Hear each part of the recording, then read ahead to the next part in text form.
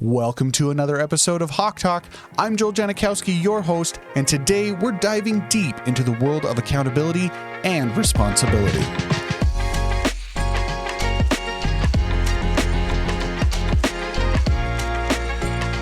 The first segment of our podcast will begin with Morgan Ehlers, our esteemed music teacher entering her third year.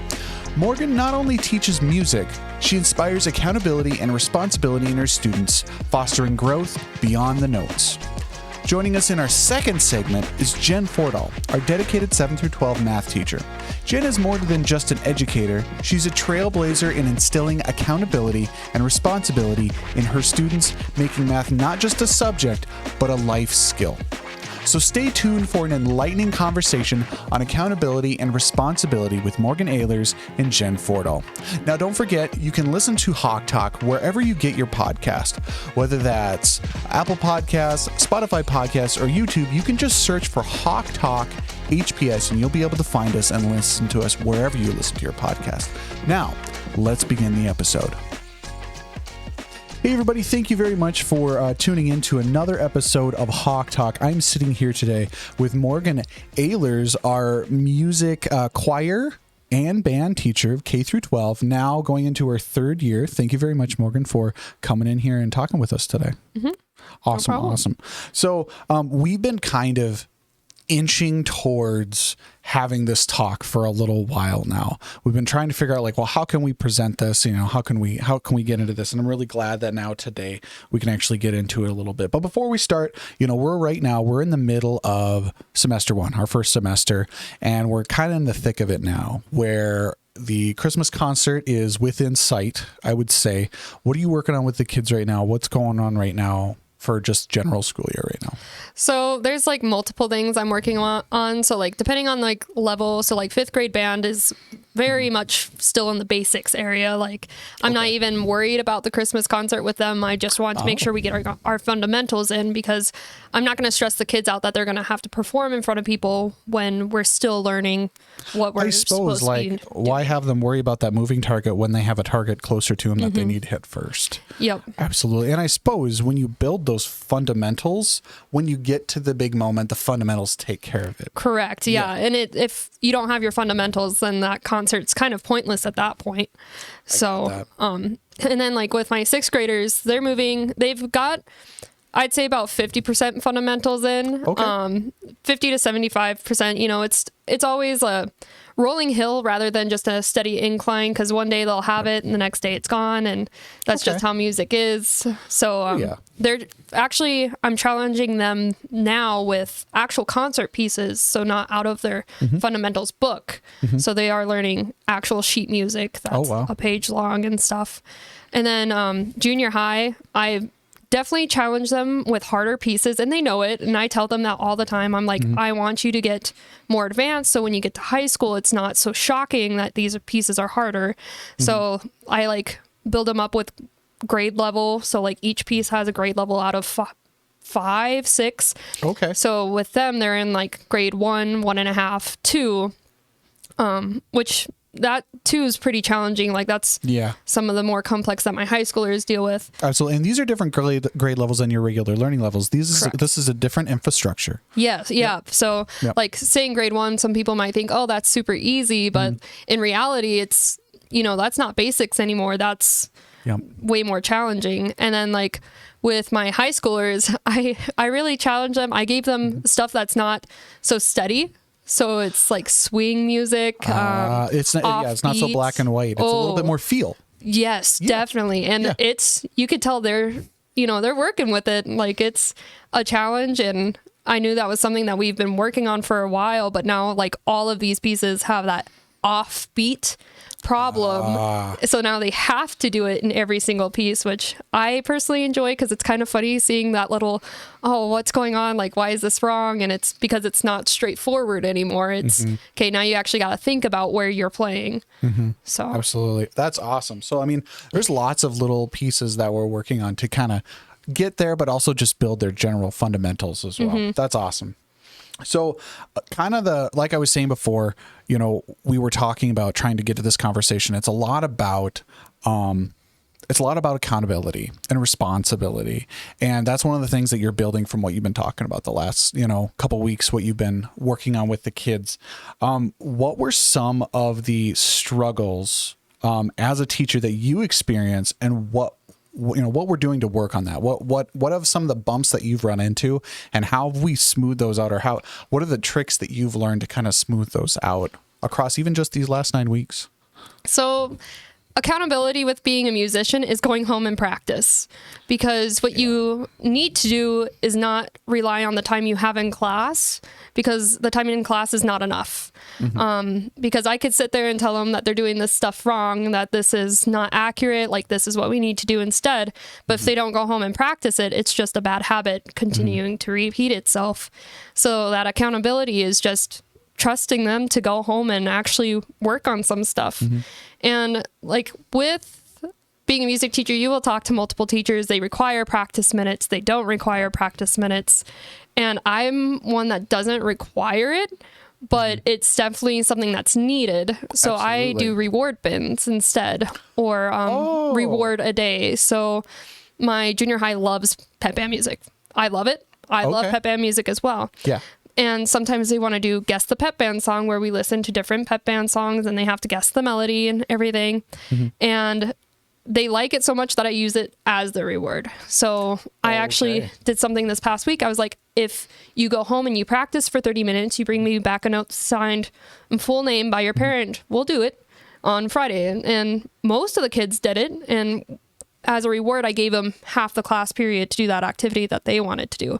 So it's huge, because as you know, I've talked to you about how big of a pep band fan that I am, and having that motivator to pull them along is going to be huge. That's super, super exciting. So with, giving them those rewards, was that something that you kind of started initially when you were, when you started teaching, or was this kind of like a gradual thing that you started introducing, or what did that look like? I think the reward bins definitely started last year.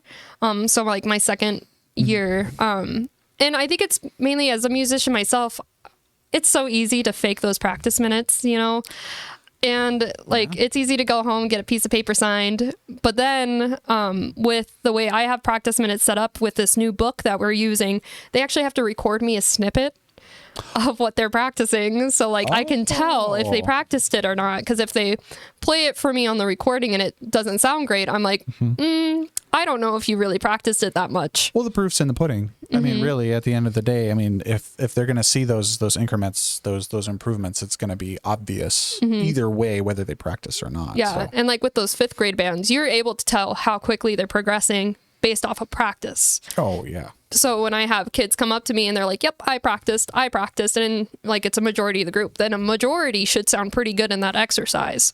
So you're able to really tell off of just listening. So really, to kind of encompass all of that, it's basically creating kind of a sense of a reward plan or goal, essentially, to help pull them through, kind of as a motivator for that self-accountability and that responsibility. Yeah, because when you think about it, when you're working a job, you're doing a good job when you get a raise. Yep. These little reward systems, like, because it's not every day they get a reward, it's at the end of the week. Okay, so it's put off. It's not instant gratification. Correct. Which is awesome. Yeah. Yep. And it's just like, doing your work. This is your reward for putting in that hard work. That's awesome. So kind of moving into our next question. So in what ways do you encourage students to take ownership of their musical learning and growth? So kind of how do you have them kind of take ownership of, that responsibility and that accountability, where it's kind of in their lap? How do you get that over there? This question could be kind of mean, but I constantly ask them, how do you want to sound? Oh, dang. Okay, because I could tell them what they're doing wrong. And like, at the end of the day, I know people think that it's the conductor that does everything, but really it's the kids. I mean, if they want to sound good, that's on them. I could tell them what to do and I can tell them how to fix their problems. But at the end of the day, it's them who's sounding the way they're sounding. Wow. So, and then as like a group, it's like, okay, your classmates are putting in this time. How do you want the group to sound? Because now it's on you. If you're not putting in that work, the group sounds like the average of the work. So if you have kids that are not doing the work and you got kids doing immense work, it's going to sound like the average of that amount, because it doesn't matter if this kid did 100% the work, because it depends on this other kid as well. Gotcha. So it's not only that self-accountability of like, all right, well, I'm going to, in a sense, audit myself. Like, how do I feel that I'm doing? And then also to my peers. Yeah. So it's essentially at their grade level, essentially. Instead of it coming from a teacher saying, oh, you need to do this, this, and this, or you're doing this, this, this wrong. It's reverse, essentially. So, wow. Yeah. And I don't know, kids, like, I'll ask them, and I was like, who are the parents really thinking about when there's a concert? Because I could tell you, they're not looking at the person waving their hands at the kids. You know, they're looking at the kids putting in that work. So they, as much as I'm putting in work, they also need to be receptive and put in almost the same exact work that I'm putting in. Yeah, I believe that. And not only that, they need to do it outside of that classroom. Kind of bring back to our previous question. So with that, you know, we were talking about how, you know, it has to do with their peers as well. Like that overall, it's not just the individuals, it's all of them having to work together to create those increases in ability. Music's all about working together, but how does everyone being responsible help make them better? Not only with music, but just that general teamwork. Do you feel like that's one of those things where it provides an opportunity for them to practice that skill of teamwork, would you say? Yeah, it definitely opens up the form of communication, because you can't do well working if you can't communicate with the person you're working with. So if, for example, there's like junior high festival, which some of my kids did, and that's in Bowman. And if they wanted to do it with someone, well, they had to communicate. They had to figure out times to practice with one another. And some of them came into my room after school to work with their partner. And that holds them into that teamwork aspect of communication, because I don't think you can have teamwork without that communication piece. Oh yeah, absolutely. And how are you going to identify any problems across, if there's something going wrong, or if one kid's hearing a problem and the other one isn't? If they're not willing to communicate, scared to communicate, or just aren't used to doing that skill, how are they going to get better at it moving into the future as an adult, whether it be work or anything like that? Yep. So that's awesome. So that's just great practice, really, again and again and again.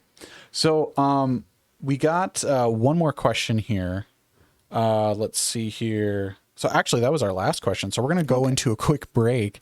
And in our next segment here, we're going to go into how being accountable, as well as still making things fun, how that can be done in the classroom.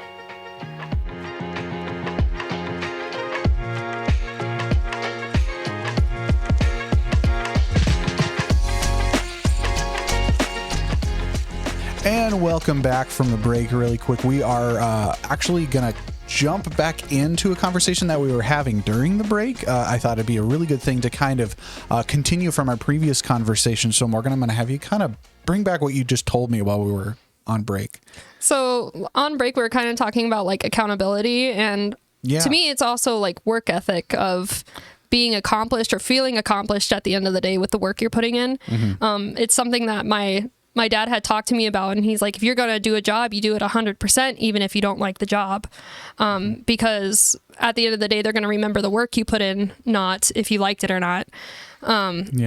So at the end of the day, like, I feel confident with what I'm teaching. I feel confident that that I'm teaching it the right way, and that kids are hopefully understanding. And I want my students to feel that confidence as well, of going home or leaving the classroom feeling like, yeah, I put in the work today. And that's the ultimate goal I have is kids going in and feeling confident that I did my best. And even if it wasn't all right, it was still the best I could do for today. And I suppose that translates to concerts too, which is kind of quote unquote like the big monster. Would you agree? Oh yes, right? 100%. So I'm assuming that also translates to on that concert day, where regardless of what happens in that one take you get to make for presenting your piece, regardless of whatever happens, they can still go home feeling confident. Well, I've been putting in the work and I know what I'm capable of, regardless if every note was perfect or not, right? Yeah, exactly. Like, you could do it 100 times perfectly in practice, and then it comes down to that one moment and eyes are on you and you mess it up. And all you have to do is think back, I put in a lot of work for this, and I'm happy that I was this confident when I made that wrong note. Yeah. Well, you were talking about that. Like, that happened to you. Yeah. So in college, I have this thing called the senior recital where it's just me and my pianist. And there's this one marimba song I loved and I practiced it. I mean, I was practicing music 10 hours a week average. And there's this ending chord and it's a beautiful chord and like it's just powerful and you're supposed to hit it hard. And I practiced it. I practiced it perfectly like 10 times in a row to make sure it was great for this concert. And concert day shows up and I'm going through my song. I'm feeling confident and I go for the chord and I hit it wrong. And it's just this blah sound. And I'm just sitting there like pause because, you know, you pause for dramatic effect. And then I released my hands. I went off stage and I was like, that was wrong. And my professor actually was like, okay, we'd like you to perform this song now with the band. I was like, okay, yeah, I'll do it. And so like second chance, really. Second chance. I was like, I got this. Like I knew what I did wrong. And, you know, I practiced again, you know, multiple times a week and concert day comes up with the band and I'm like, okay, I got it this time. I got it. I'm looking at my hands. I know where they need to be. And I go down for the swing down and I hit it. And it's wrong again. And I'm just sitting there, again, for dramatic effect, put my arms down, go off stage. And I was like, that was wrong again. But I knew I had practiced it the best I could. You still had confidence walking off the... Oh, yeah. I mean, that chord was so loud that, I mean, as long as I didn't show that it was wrong, I don't think people knew it was wrong. Which, again, goes with that confidence. And how do you build confidence?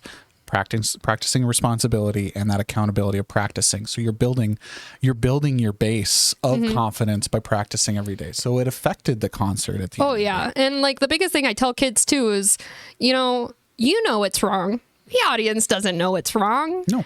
They don't have the music that I'm looking at. They don't have the music you're looking at. They haven't practiced with you all semester. So if you get it wrong, I was like, leave it and it's done, you know? And or if you get lost in a piece of music, leave it and keep going. Like you can't stop and look back at what's already gone by. You got to start looking forward and see if you can do it better. Absolutely. Absolutely. That's awesome. I really enjoyed that story. I kind of wanted to bring that back just because it applied so much to what we were talking about and it's just fun. So kind of moving away from, you know, maybe the hard grit of, you know, responsibility, maybe we'll talk a little bit more about balance. So as a music teacher, how do you balance being accountable while still keeping music fun and creative? So, because obviously with responsibility and accountability, it's very stern and rigid, you know, but with, you know, creativity and fun, it's kind of the polar opposite. How do you balance that? And that's a really good question. And this is one that I had to think about.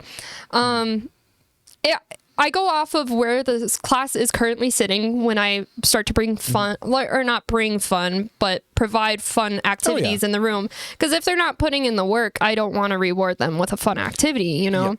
So like, for example, my high schoolers, I mean, I just have to rant about these kids. They come in and they sit down and they start practicing their music right away. Like I don't have to say anything. They're looking through their music. No prompts or nothing. Nothing. They go in and they sit down and they play. It's too much sometimes because I'll be ready to start the piece and they'll still be fiddling around still going. Oh yeah. Yeah, but you know, that's a good problem to have. I'd rather have that problem than no problem. Absolutely. So they put in that time as soon as they come in the room. So I was like, yeah, they did really good. We could do a reward day. So like one of the activities that I brought back, which was still musical, was giving their instrument a new home, kind of like a rehoming instrument. So they picked a friend and they showed their friend how to play their instrument, and they had to pick an instrument they've not played before. And so they showed them how to do it. We cleaned the instruments, so it was sanitary. So like I had a clarinet player playing the drums. I had a clarinet player playing the trumpet. And it allowed them to expand a little bit more in different instruments, but it also showed them how much they knew in their own instrument, because they struggled so much trying to play someone else's that it gave them that appreciation of, I know how to work my instrument, and that's perfect.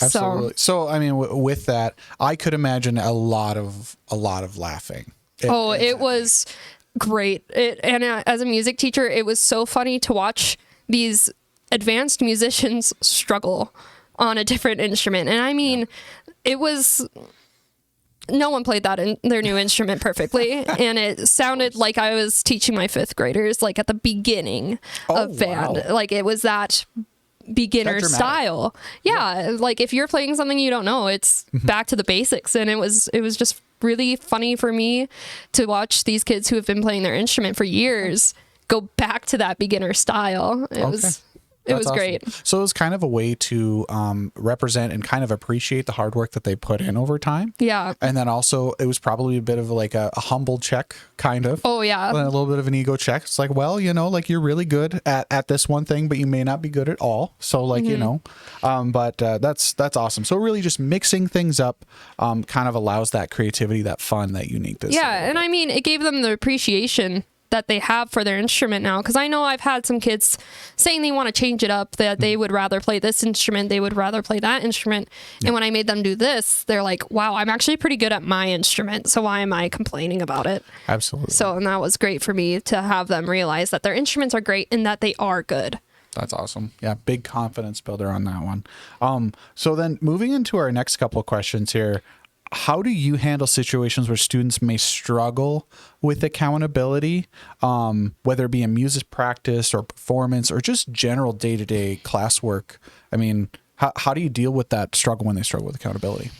I feel like the biggest thing is I be real with them. And I think it's so important that I don't lie to them when it's not going well. If we're practicing a piece, and you know, this is something my professors tell me, is that they will never tell their students that they're doing great when it's not great. So as harsh as it may be, I tell them when things are going wrong, and I tell them that maybe we're not spending enough time on this, or maybe you need to spend a little more time at home on this. And I'll give them sections. Like if we're struggling with a section, I'll have them start and be like, you know, this is where we need to begin looking if we want to start fixing this song. Like you need to look in this area. And like we'll do a run through, and they'll, you know, sometimes they'll ask me, how was it? And I'll just be like, well, it was not that good. And they're like, you mean it wasn't great? I was like, no, it was not that good. And yeah, I mean, that's the biggest thing. I mean, if you want to improve as a musician, you need to be told that things aren't going great and that you need to put a little extra work on it. And that's the position that you're in. They're kind of relying on you to make sure that they're building their skills in the right direction and that they are actually building skills. Yeah. And then like with musicians, it's so easy to create a bad habit. You know, they can play a note wrong and think that's the right way to play the note. And then we revisit that note later and they've been pressing it wrong for forever. Or same thing with like holding instruments. You know, I've encountered a few of those where some people are holding their instruments a little funky, and it's just like, well, this is not how we hold it. Can we start practicing a better way to hold this instrument? And it's because they've just built up bad habits, and you have to point that out of, nope, this is wrong. We need to fix this now. And like, I'll have some kids like start practicing a song and they'll practice it the wrong way. And I'll be like, no, let's not practice it that way. And they're like, well, I'm just kind of goofing off with it. I was like, I understand, but we're creating a bad habit when we practice it like that. It's like, what are you doing long term? Yeah. Yep. Because it's all muscle memory. Being a musician's muscle memory. You got your finger muscles moving, you got your mouth muscles moving. And if you practice it the wrong way, you create a lifelong problem, especially with brass players. I mean, if you don't talk to them about the way they're playing an instrument, it's so easy to puff out your cheeks like that. And then you're creating wrong airflow. I mean, all the air goes into the cheeks rather than into your instrument. And now you've created a problem. Absolutely. Because where air is kind of a important thing when it comes to brass. Well, most instruments. Yeah. Yeah. So yeah, absolutely. Wow. Okay. So then, aside of struggle, so beyond the classroom, how can accountability skills in music benefit students in other areas in their lives? So I think the biggest thing I've noticed with music is it's given me a better understanding of my own motor skills, like the way my body can move. I understand how it can move now through music. And I feel like I'm able to pick up things a little bit quicker when it involves like being quick on my feet. Wow. With I never would have thought of like mobility and like motor skills. So you're talking gross motor skills and fine motor skills as well. Yes. Yeah. And like, as a drummer, I mean, I can move this hand differently than this hand, and this foot can do its own thing as well. Oh, yeah. So I have a better awareness of what my body is doing because I can control different parts in different ways at different times. Wow. So you're almost creating less klutzy kids in a way. I hope so. In a way. Oh, what the heck? I would have never expected that music has so much to do with the body. Like it's almost like it's like cousin ties between this and PE in a sense. That's so interesting. And like that kind of goes to that, like that quick twitch in the brain, you know, because when you're reading music, and I tell the kids all the time, I was like, you have like 5,000 things to think about when we read music. You have to think about what you're reading. You have to read ahead. You have to think about how you're breathing into your instrument. You have to think of how to produce that sound in your instrument while looking at me to keep a beat and keep that rhythm. So much multitasking. Oh, so much multitasking. Like it's amazing that these kids can do it because it is so much to do. And I mean, you have to look up at me, you got to look at your music, you got to sit tall the entire time, you have to be aware of how much air you're using when producing these notes. It's an insane amount that they have to think about. Well, don't they say if a kid learns an instrument, it raises their IQ like 10 points or something like that? I feel like I've heard that. I feel like I've heard it, but like I guess I've never dug into the facts of it. What are the statistics and all that? Yeah, I've heard that a lot. I think it honestly creates a more functional kid for multitasking. So, I mean, if you look at a kid chewing gum when they're a musician, I've had this pointed out to me is I'll chew gum off beat. Like I'll just chew gum unconsciously. Yeah. So my body is doing something while I'm focusing on another thing. So it creates that, almost like autopilot effect where you can continue to do this one thing and not think about it while doing another activity that you have to think about. Gotcha. So it creates better autonomy basically with the body and the mind. Yeah. Wow. That's awesome. Well, that pretty much concludes our episode for this portion of this episode. And in this next session, we're going to be talking with Jen Fordahl, our math teacher, a little bit more about accountability as well as responsibility.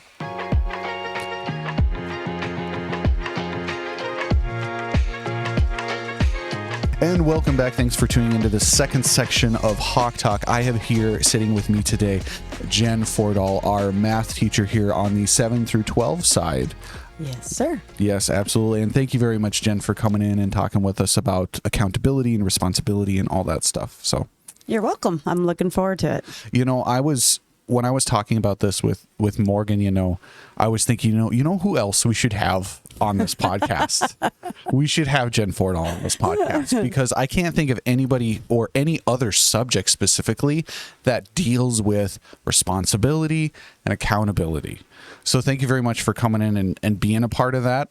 And you know, one of the main things that we're dealing with right now, we're roughly, I want to say, in between that second 9 weeks. So we're definitely edging out that first semester, and we're in the thick of it now. Right. You know, the kids realize that there is no escape. You know, they are they're stuck. For better word or not, you know, they're stuck. So it's like, this is what the rest of this year is going to be like, regardless whether they enjoy it or not. So they have to start that grind. They have to start that resiliency, that accountability, and the responsibility part.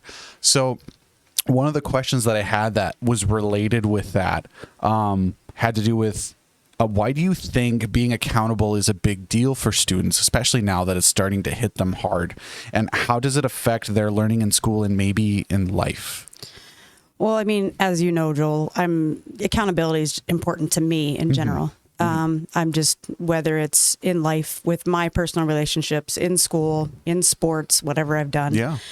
Because I think, and I say this to my kids often, I think that you get more satisfaction when you're responsible.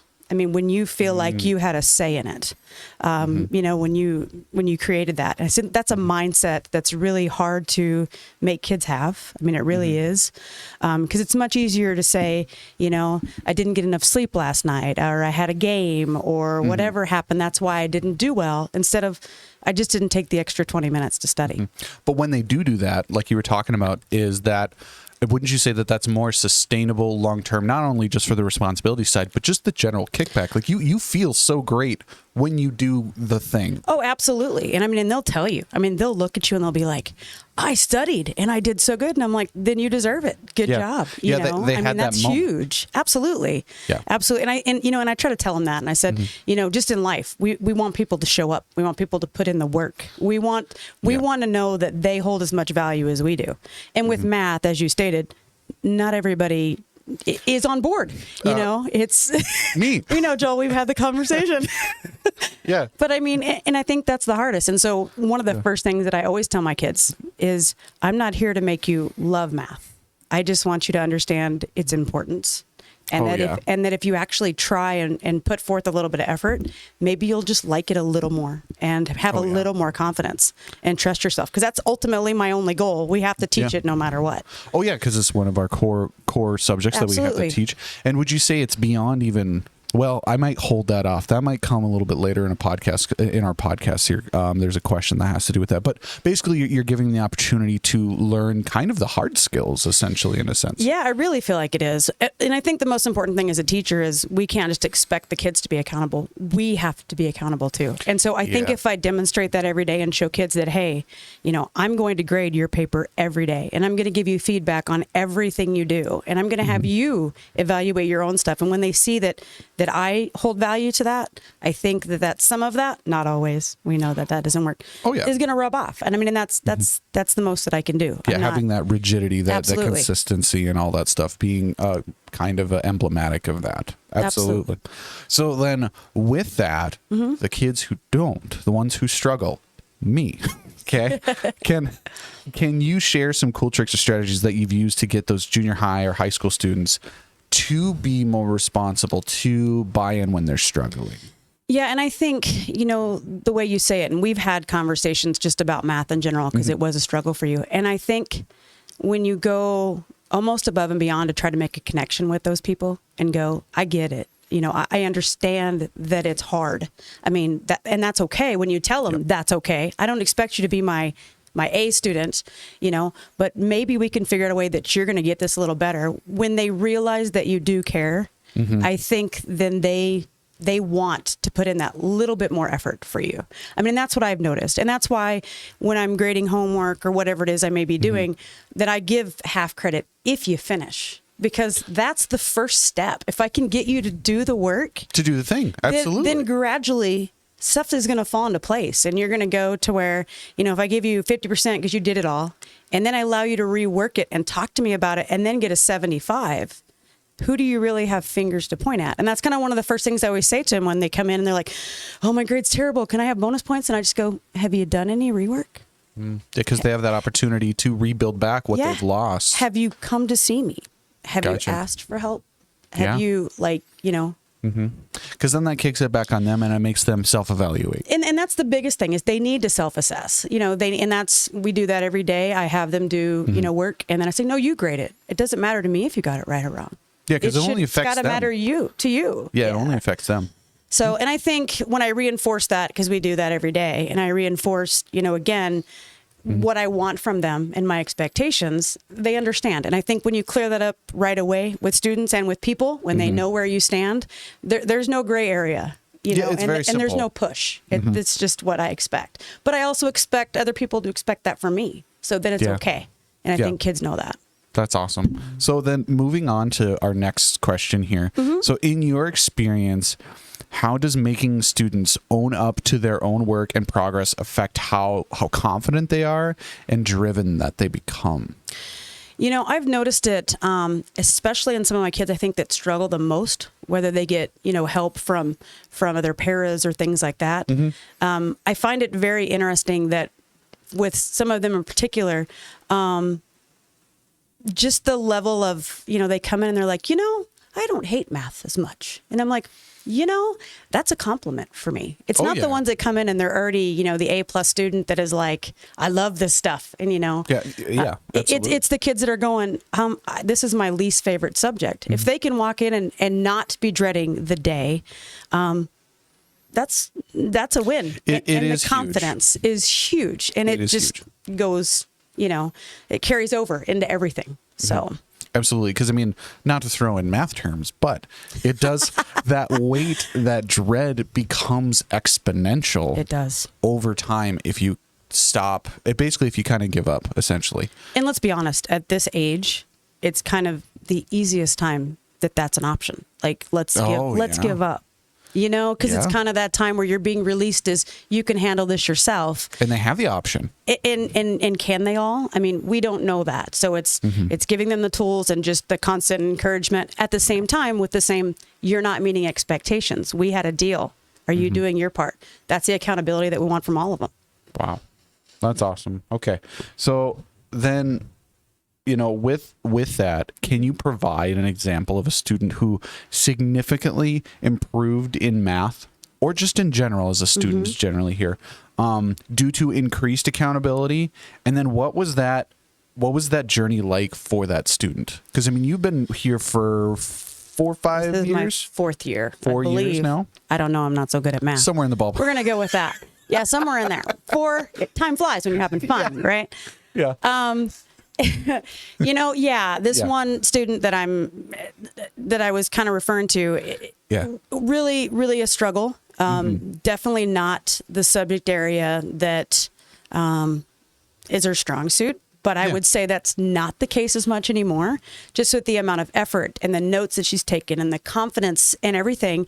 It's nice to have someone that goes from looking down when they walk in and going, I hate this class, to smiling at you and saying, good morning, and looking up at the board and making eye contact. That's a big thing. I'm looking around my room and I'm like, I have eyes on me. This is great. There's so much to that. When you see that physical stature, when they go from, leaning over to shoulders back and ready to take on responsibility, it's massive to see that change, because that takes so much to get there. And I wish I could get rid of the ones that are just staring off into space, because I feel like if I could just, we could have their attention for that, then maybe that would click for them too. But it's, again, teenage years and when that's going to be for them. I think maturity wise it's different for everybody.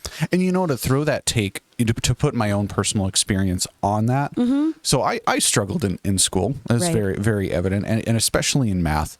And I was still held accountable regardless. And at those times I made those decisions that you were talking about. Right. And at the time, did I like the outcome?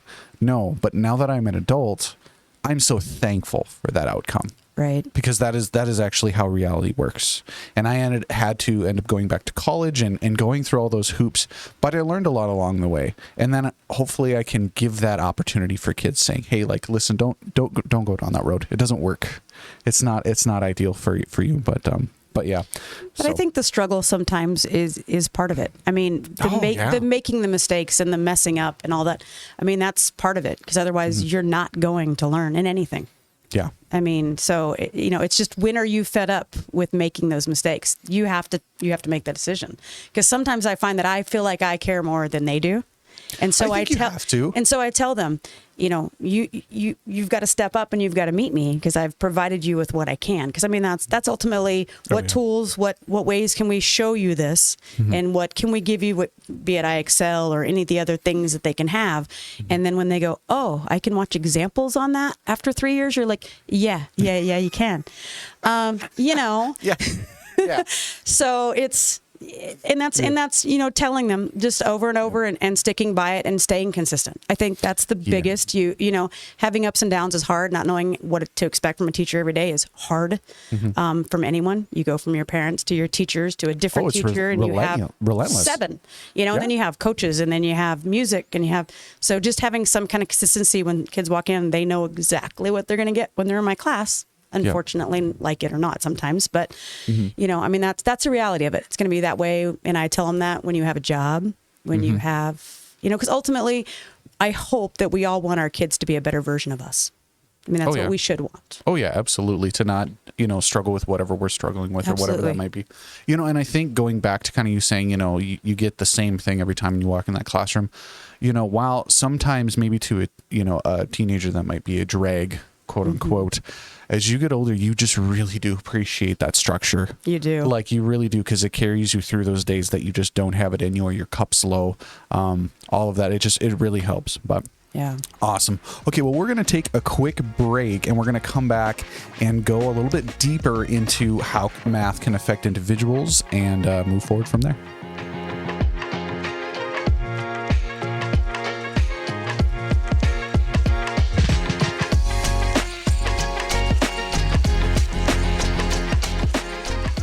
Welcome back. All right, so we're getting back into talking about, accountability and responsibility and things like that. And while we were on break, we were kind of talking about how math is actually a very emotional subject. While that feels contrary to popular belief, but getting to those results can be very challenging. It can be sometimes emotional. I do know in my experience when I was going back to college in my late 20s, early 30s, there was definitely some emotional situations, and also especially with imaginary numbers. Those are nice. No, because you don't just make up it's either real or not real. I don't understand. Anywho.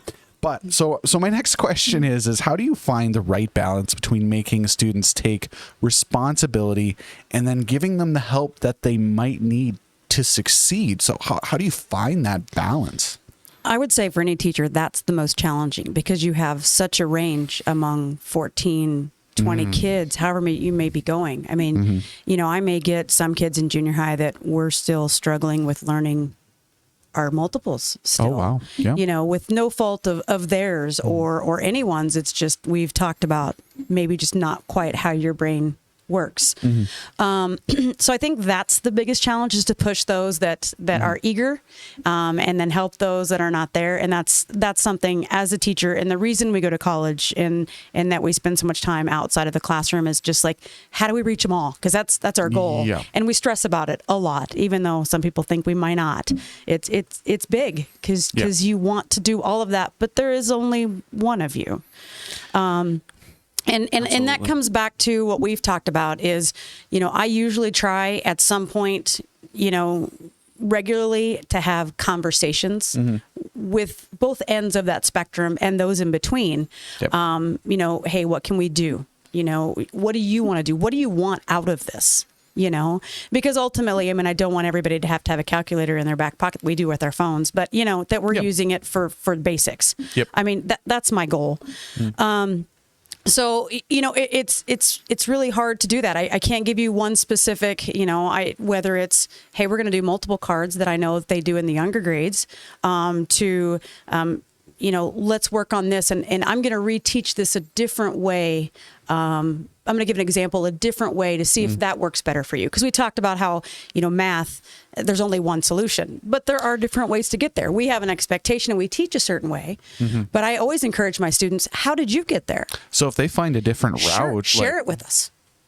I'll have them show me on the board. What did you do? Explain it to me. And then I'll go, well, that's interesting.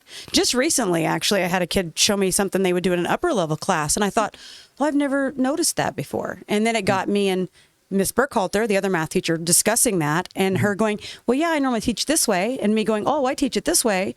Well, we'll teach it both ways now. So, that's the luxury and the nice thing about having someone else in your department. And there being other ways and people with a little bit of creativity or being taught differently, and then we're learning too. So, it's really hard to give a finite way because I think that every day we're figuring out something new, a different way to do that thing. So really it kind of comes down to just having an open mind essentially for a possibility, also outsourcing with other students, having classroom collaboration. Absolutely. And then I'm assuming also too, if there's pairs available and things like that, using those resources as well. Absolutely. And I think that's just part of it. Validating whatever they may say, like your way of getting there, but maybe you should try this. This would be quicker. And then they're like, oh, okay, because they took the back route, Yes. And I think it's just having that open communication. So hopefully you can get them over where they need to be a little quicker, maybe. Okay. So, but again, it's willingness, and it's getting them to be accountable and going, I don't get this. I need help.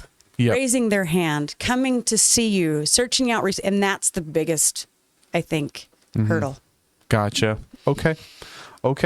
So then moving into my next question, which was kind of more my favorite part of this podcast. So as you know, I'm not the best with math. We've kind of alluded to that a little bit in this podcast.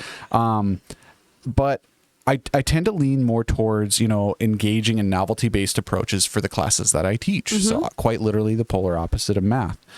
But let's face it. So being able or having students or having to, how do I say this? Having to teach students a subject that they may not be excited about because it's not novel, similar to, what I have, How do you handle that responsibility of having to kind of drag them through the dirt some days? Because for me, I always view it as, well, I lucked out. I have the ooh, shiny toy situation where it's like, ooh, cameras and technology and this and that. When it's math, you have none of that. You have nothing but a lot of grind. How do you lead them through that? How do you get them to walk across the coals a little bit? I think part of the fact that I really love what I teach, and I think that's part of it, you know, because everybody's always like, how can you like math this much? Well, I mean, how do we like anything? So I think that's part of it. Okay, so it's the way that you're presenting it. I mean, I don't know. I'm hoping. I mean, I think, you know, for some, I talk fast and that kind of thing. But the other thing is I try to constantly, whether it's related back to, you know, the farming that I did with my husband which is very prominent around here, you know, like how this relates to you. Oh, I'm never going to go to college. It's fine. I'm going to work on the farm. Well, that's fine. But you still need to know where to put your money and, you know, what kind of acreage we're looking at and what are we putting down on these acres and how much is it going to cost and how you can compare. So trying to find what is it about this that's going to make this relatable to you. So yeah, you're relating with the students. It's not so much about the subject anymore. So you really push that aside, and what you're doing is saying, well, here's the thing we're talking about, but here's how it applies to you specifically. Yeah, and I mean, I think that, you know, even though I'll always have my phone, well, yeah, you will, but think of how much quicker you could do if you could do this first part just on your own. Oh my gosh. To learn not to be dependent on something is great, you know, and when you come to doing that kind of stuff or sharing stories or, you know, then I could go to easy as relating it to tipping when you go to a restaurant or going and there's stuff on sale. You know, yes, you could pull out your calculator, but you could also do it this way. And, you know, I have kids that cling on to that and say, I just showed my mom how to do this, you know, whatever. And I mean, so those are little victories, I think, in math that you have to take, where I think in yours that everything is ooh, ah, and you're always trying to get something better. Well, when you're starting at the bottom, every little bit of I taught this to my mom in math language is huge. Yeah. Like, you know, we've created something major. Like you went home and talked to your mom about math. Goal for the year. Yeah. So exactly. I mean, I think that's it. I think that we have to have just different expectations than you maybe. Like, can you walk in and smile at me 3 days a week? And maybe give me a high five. Yeah. You know? Yeah. And not be late for class at all. Yeah. I mean, so we're looking at, you know, the little things. Yes. You know, versus the So it's attitude and then and all of that stuff, and then also expectation. Effort is huge. I think effort for me, I mean, effort is everything. If I have a kid that works really hard and they are not good at math, I will move mountains. Move mountains to help them. 100%. You know, and I tell kids that, you know, if I have a kid that walks in early and says, you know, hey, I forgot my book, or they send me a message on Teams, I forgot my book, I'm so sorry, you know, and there's genuine concern there, then I'm going to work with you. Oh, yeah. But when you walk into class and go, I didn't do it, I forgot. Yep. I'm sorry, that's a 0. Yeah, yeah, exactly. Like, I think that's, you're reciprocating, showing, like, reflecting the level of care you have. Yes. It's huge. Absolutely. No, I had that with a kid yesterday. We were doing school news and they were worried that they did sports incorrectly, and they looked like they would not stop bothering me because they were genuinely concerned. It's like, okay, you're at where I need you to be. It's okay. Relax. We'll figure it out. The fact that they care, then that puts my guard down and knowing we'll get there. Regardless. That's the biggest thing for me. I think if I genuinely have a kid that cares and they just can't do it to the point where you know, they look like they're just about to break, I will do anything and everything to get you there. Absolutely. I mean, it's just the flip it, whatever, that I'm like, okay. Yeah, because then you're done. I think fair. I have other kids that need me. Oh, yeah, absolutely. And I think there's a lot of that in life because, I mean, when you show that you care about whatever it is or whatever person or object or goal or whatever it might be, others reciprocate that. So if you care, others will too. And vice versa. And I tell people at their job when they have one, because no matter what, if kids plan to go to college or not, they just want to go to work, that's great. But if you say you're going to do something and then you don't, or your boss asks you to do something and then you don't get to just walk in and go, I didn't do it. It doesn't work. It doesn't work because he says, you're fired. Yeah, exactly. So the reason why, like, I was talking about the reason why I started with, like, how do you get them to grind through? Because there was something that I learned when I went to college these last couple of years, that it wasn't even so much because I wasn't going to school to be a math teacher, but I still had to hit certain expectations and criteria and all that stuff. I learned at that moment that regardless of whether I was going to memorize and keep all of what I learned in that process, it was much more about I was learning how to do something hard that I didn't want to do. And I was like, oh, that's life. That's all of it. That's all of it right there. Yeah. So now whenever I hear kids complaining about math or complaining about science or complaining about this or that and say like, I'm never going to use it, I say, maybe you won't. At the very worst, maybe you won't keep it. Maybe you won't use it. But what you will keep is the ability to do the thing you don't want to do. And if you can master that, you'll be unstoppable. And that was one of the things I was most excited about with our conversations, because I feel like that's the foundation of kind of what the accountability is, what the responsibility is that if you can learn those skills, nobody's going to stop you. Absolutely. And I tell my kids that. I actually say that. I go, my job in here is to teach you the best that I can. But ultimately, what somebody who wants to hire you wants to know is, do you have the ability to learn something you don't know? Do you have the ability to want to learn something that maybe you don't like? Because unfortunately, in all reality, we don't love every aspect. No one loves every aspect of their job. Or like I say, it would be a hobby. We wouldn't get paid. Right? Yep. I mean, that's the way it would work. Yep. So, it's, can you overcome that? And when they have that victory, whether it's in the classroom with us or on a field or wherever it is, when they do that, there's that confidence that's slowly building a little bit at a time and just everything. And you can see it in the way they walk and the way anything. And that's what I think you're looking for anybody. Mm-hmm. Absolutely. So. Absolutely.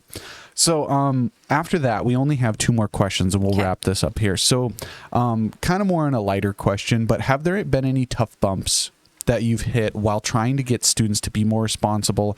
And then how did you deal with them? When what I mean by a tough bump, I mean, like, have you ever run into an issue where you're still just kind of struggling to get them to get on board or to invest, to try to care? And then, how did you deal with them struggling?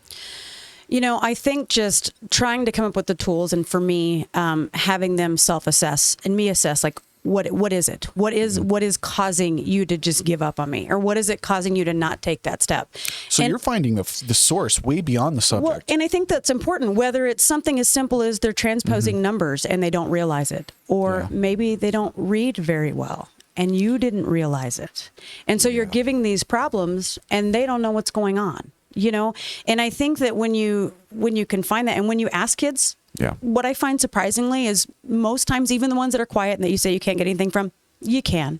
Because when you reach out and you ask, then they're like, she really does care.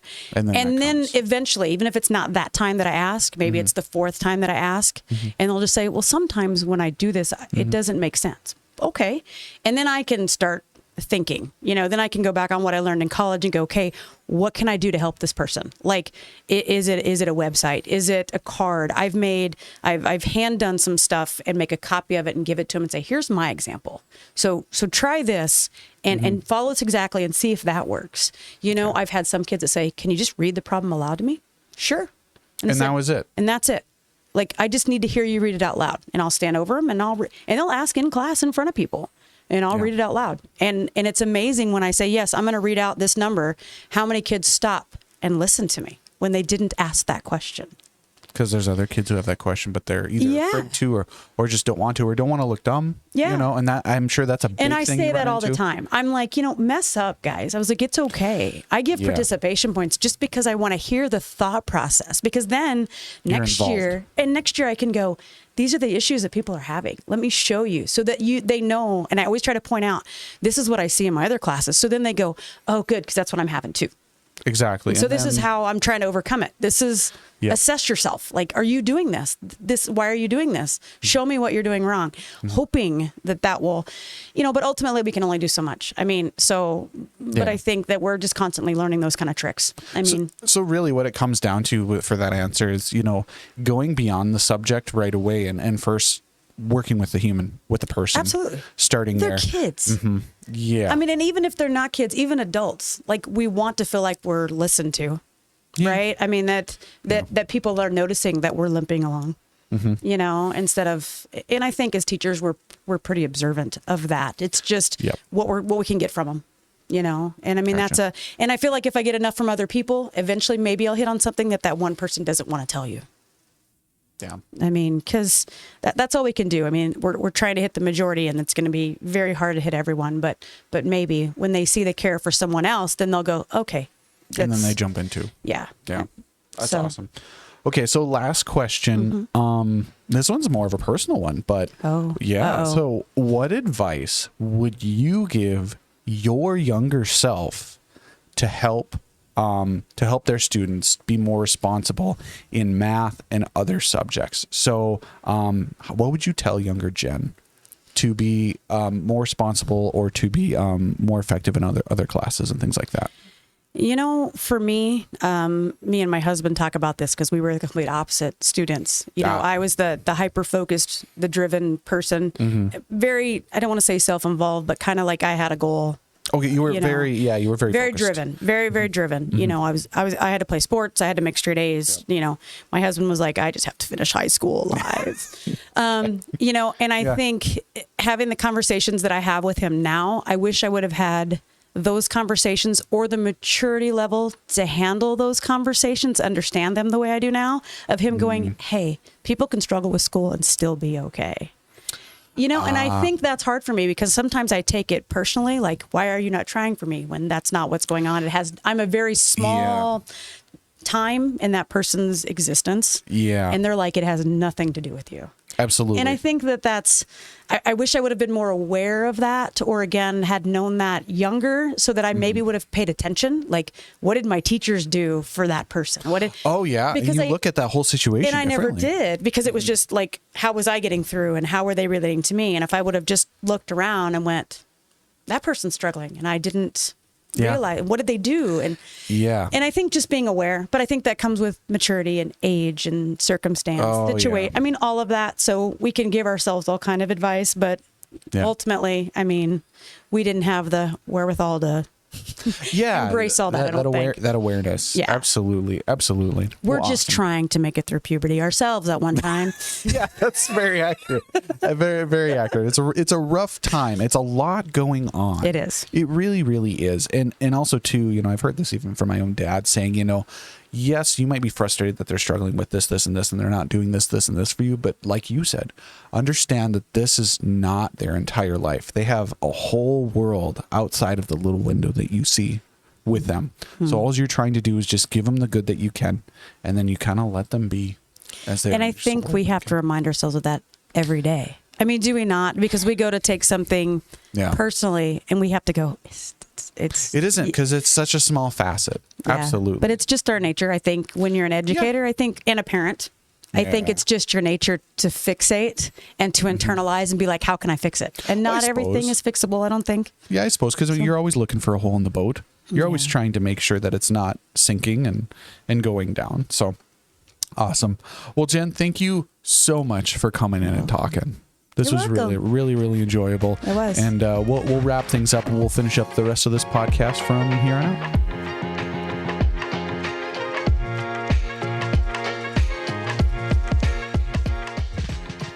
Thank you for joining us on this insightful journey through accountability and responsibility in education. A big shout out to our amazing guests, Jen Fordahl and Morgan Ehlers, for sharing their wisdom and experiences. Now, as we wrap up this episode, remember, the lessons learned in the classroom extend far beyond academics. Now, you can stay tuned for more enriching conversations on Hawk Talk just by finding us on Spotify or Apple Podcasts or YouTube just by searching Hawk Talk HPS. Now, until next time, keep learning, growing, and embracing the power of education. And have a great day.